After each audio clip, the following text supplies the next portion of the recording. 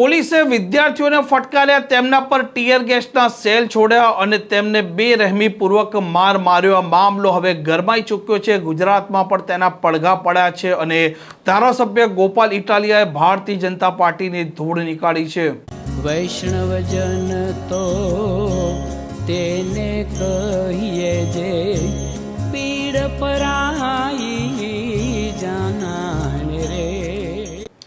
નમસ્કાર, આપ જોઈ રહ્યા છો નવજીવન ન્યૂઝ અને હું છું આપની સાથે તોફિક ગાંચી. જે પ્રકારે દિલ્હીના જંતર મંતર પર આ વિદ્યાર્થીઓ આંદોલન કરી રહ્યા હતા અને પોલીસ એકાએક દંડા અને ટીયર ગેસ લઈને તૂટી પડે છે. અનેક વિદ્યાર્થીઓને છે તેમને બેરહેમીપૂર્વક માર મારે છે અને તેના વિડીયો સોશિયલ મીડિયામાં વાયરલ થાય છે. ત્યાર પછી સૌ કોઈ લોકો આ પોલીસના દમનકારી વલણ છે તેના લઈને આકરી પ્રતિક્રિયા આપે છે. ભાજપ પર પણ તે વર્ષે છે. અનેક લોકો આ વિદ્યાર્થીઓના સહયોગમાં આવે છે અને હવે ધારાસભ્ય ગોપાલ ઇટાલિયાએ પણ ભાજપની ધૂળ નીકાળી છે. નમસ્કાર દોસ્તો, હું છું ગોપાલ ઇટાલિયા. એક છે લોકશાહી અને એક છે તાનાશાહી. લોકશાહી દેશમાં લાવવા માટે 200 વર્ષ સુધી આપણા દેશના સ્વતંત્રતા સેનાનીઓ લડ્યા. 3 પેઢી સુધી લોકશાહી ભારતમાં લાવવાની લડાઈ ચાલી. એનો સીધો અર્થ એમ કે લોકશાહી કોઈ એવી વસ્તુ નથી કે એક ઝાટકે આવી જાય. આજે સવારે ચાલુ કરો કામ ને રાત સુધીમાં આવી જાય એવી વ્યવસ્થા નથી. લોકશાહીને લાવવા માટે ગાંધીજી, એમના પહેલાના, એમના પછીના બધા જ મહાપુરુષોએ 200 વર્ષ સુધી અંગ્રેજો સામે તમામ પ્રકારની લડાઈ લડ્યા અને લોકશાહી આવી. બીજું છે તાનાશાહી. તાનાશાહી પણ એવું નથી કે રાતોરાત આવી જાય. આવતીકાલે સવારે XYZ નામનો વ્યક્તિ વડાપ્રધાન થઈ જાય અને પરમ દિવસથી તાનાશાહી, એવું ન હોય. તાનાશાહી પણ ધીમે ધીમે આવે છે. જેમ લોકશાહી ધીમે ધીમે આવે એમ તાનાશાહી પણ ધીમે ધીમે આવે. લોકશાહી એટલે શું? કે લોકો નિર્ણય લેશે, લોકો નક્કી કરશે, લોકોનું સારું શું, લોકોનું ખરાબ શું. લોકો બધા જ નિર્ણયો લોકો પોતે લેતા હોય એવો લોકોને ફીલ આવે, એવો અહેસાસ થાય. જરૂરી નથી કે દેશના કરોડો લોકોની સહી હોય સરકારી કાગળ ઉપર. સહી કલેક્ટરની જ હોય અથવા સહી કેબિનેટ મંત્રીની હોય કે સહી મુખ્યમંત્રીની હોય. પણ મુખ્યમંત્રી કે વડાપ્રધાન જે કાગળ ઉપર સહી કરે એ સહી મારા વતી છે, હું એમાં રાજી છું, મારી એમાં ખુશી છે, એવો અહેસાસ તો લોકોને થવો જોઈએ. એટલે લોકોનું શાસન એટલે એમ કે સરકાર જેટલા પણ નિર્ણયો લે એમાં લોકોને પોતાની મરજી હોવાનો, પોતાની ઈચ્છા મુજબ સરકારે કર્યું હોવાનો અહેસાસ થવો જોઈએ. પણ લોકોને જ્યારે એવો અહેસાસ ન થાય કે આ નિર્ણય મારા વતી અથવા મને ગમે એવો છે, ત્યારે લોકો વિરોધ કરે, લોકો બોલે, લોકો પ્રશ્ન પૂછે. અને લોકો પ્રશ્ન પૂછે એટલે જ તો લોકશાહી જીવતી ગણાય. જે દેશોમાં લોકો પ્રશ્નો નથી પૂછતા કે લોકો નથી પ્રશ્ન પૂછી શકતા એ દેશમાં લોકશાહી નથી. અને જે દેશોમાં લોકો ઈચ્છે ત્યારે પોતાની સરકારને ઈચ્છે એવો પ્રશ્ન પૂછી શકે એ દેશો લોકશાહી દેશો છે. ભારતના બાળકો છેલ્લા 1 મહિનાથી જંતર મંતર ઉપર વિરોધ કરી રહ્યા છે. શાંતિપૂર્વકનો વિરોધ. કોઈ ઉશ્કેરાટ ભર્યા ભાષણો નહીં, કોઈ ઉશ્કેરાટ ભર્યા સૂત્રો નહીં, કોઈ હિંસા નહીં. 1 મહિનાથી તદ્દન બિન રાજકીય રીતે ભારતના બાળકો સોનમ વાંગચુકજી અને અભિજીત દીપકેના નેતૃત્વમાં પોતાનો અવાજ સરકાર સુધી પહોંચાડવાની કોશિશ કરી રહ્યા છે. એમાં રાજકારણ ક્યાંય નથી. માત્ર એક વ્યાજબી પ્રશ્ન છે કે હજારો પેપર લીક થાય છે, બાળકોનું ભવિષ્ય બગડે છે, આનો જવાબદાર કોણ? આટલો સિમ્પલ પ્રશ્ન સરકારને નહીં પૂછીએ તો કોને પૂછવાનો? જે સરકારને આપણે મત આપીએ તો સરકાર આપણને થેન્ક યુ કે વાહ સરસ, તમે સારા નાગરિક છો કેમ કે તમે અમારી XYZ પાર્ટીને મત આપ્યા. અને મત આપ્યા પછી એ જ વ્યક્તિ જો પ્રશ્ન પૂછે તો દેશદ્રોહી કેવી રીતે બની જાય છે, દેશ વિરોધી કેવી રીતે બની જાય છે?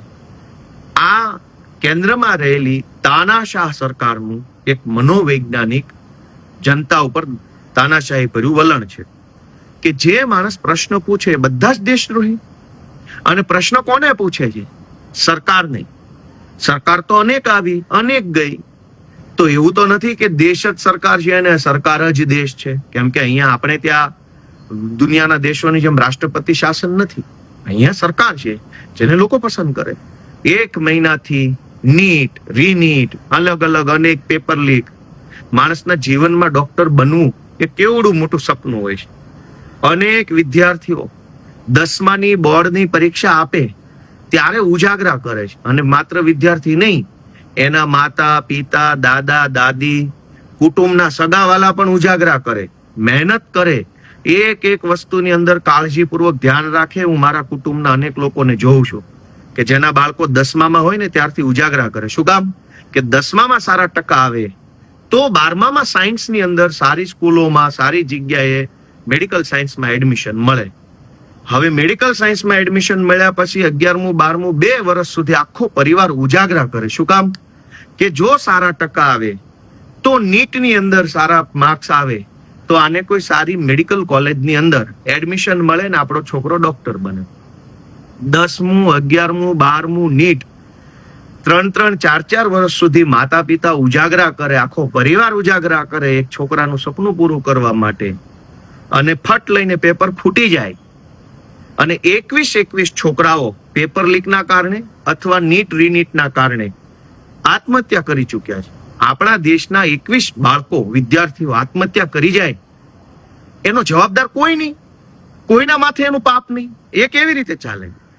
નીટની પરીક્ષા અને પેપર લીકની વિરુદ્ધમાં જંતર મંતર પર ઉપવાસ ઉપર બેઠેલા બાળકોએ જ્યારે સરકાર સુધી વાત પહોંચાડવા પાર્લામેન્ટ માર્ચ કરી, એ પણ શાંતિપૂર્વક હતી. એમાં કોઈના હાથમાં તલવાર ધોકા લાકડીઓ તીર ભાલા બરછી કઈ નહોતું. ખાલી હાથે સ્લોગન સાથે મુઠ્ઠી ભીડે લઈ, હાથ હતા મુઠ્ઠી ભીડેલા, સ્લોગન મારતા હતા, ઇન્કલાબ જિંદાબાદના નારા બોલતા. એની ઉપર પેલેટ ગન મારવામાં આવી, પેલું સુયા વાળા દંડાઓ મારવામાં આવ્યા, ધોકા માર્યા. આ તો આપણા દેશના બાળકો છે. આ કોઈ કઈ પાકિસ્તાનના નથી કે આ કોઈ બીજા દેશના નથી.